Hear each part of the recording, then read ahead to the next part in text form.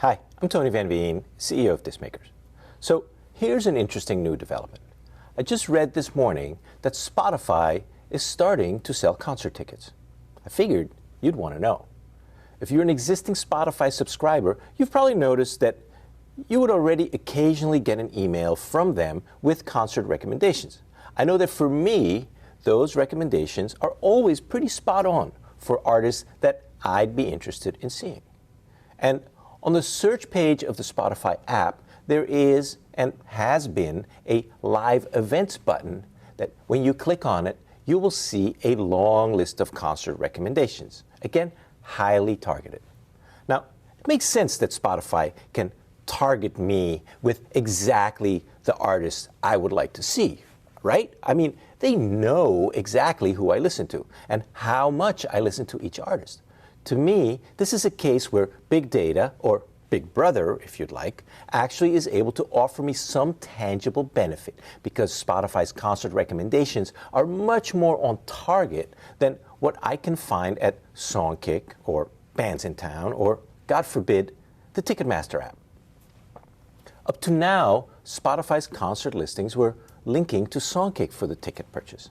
Well, now some preliminary reports are coming out that Spotify is itself starting to sell tickets in a test with a small handful of artists.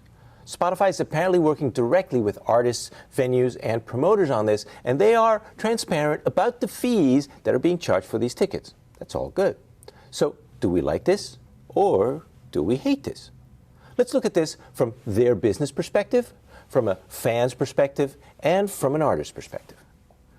From Spotify's business perspective, it makes sense for them to get into concert ticketing, right?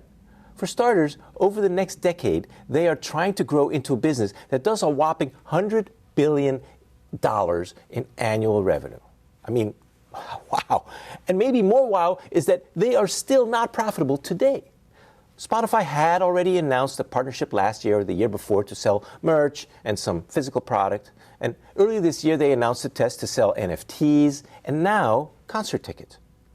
If fans gravitate to buying these products and services, it can be a really juicy incremental revenue driver for Spotify and probably more profitable than streaming. Ironically enough for a streaming company, don't you think? It can also mean more revenue for you, the artist. From a fan's perspective, I love it. The concert recommendations are so much better than anywhere else. This can only get me to catch concerts I would miss otherwise. I know Spotify already knows what I listen to, so if they can use that knowledge to feed me products or content or tickets that I would be interested in, great, sign me up. And from an artist's perspective, I just don't see a downside. Here, Spotify is letting fans who listen to your music know that you'll be performing in their area. Frankly, Spotify likely knows better than you, the artist, who your fans are. So messaging those fans on your behalf could only lead to additional ticket sales, which you gotta love, right? Now, at the time I'm recording this video, not much in the way of details is known about this program, but it certainly looks interesting and it may be promising.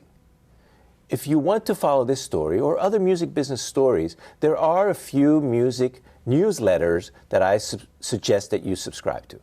They are Hypebot, Music Business Weekly, and Digital Music News. So let's keep an eye on this developing story and let me know in the comments below how you feel about this.